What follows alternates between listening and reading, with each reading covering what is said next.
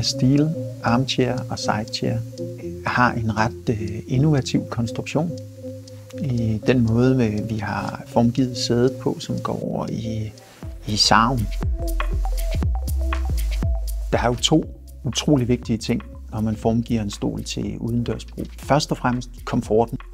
Vi har arbejdet virkelig meget med at få integreret en god komfort og bruge både ryglænet, men også det ekstra rør, vi har ovenover, til at skabe rigtig god komfort, og vi har fået masser af form i sædet også. Så komforten først og fremmest, men så er der jo også styrken i stolen. Den skal jo være utrolig holdbar og robust og kunne tåle at stå ude året rundt og blive virkelig godt brugt. Så det her med at både at lave noget komfort, men også lave noget smart teknologisk, og så ved hjælp af de elementer også få skabt en super stærk stol. Linea Steel cafébordene er jo en øvelse i at lave noget utroligt simpelt på en elegant og underspillet måde. Der er meget få detaljer. Der er en lille smule kurve på foden opad til, som er svært at bemærke, men som gør, at det ikke opfattes, som om det nærmest går nedad.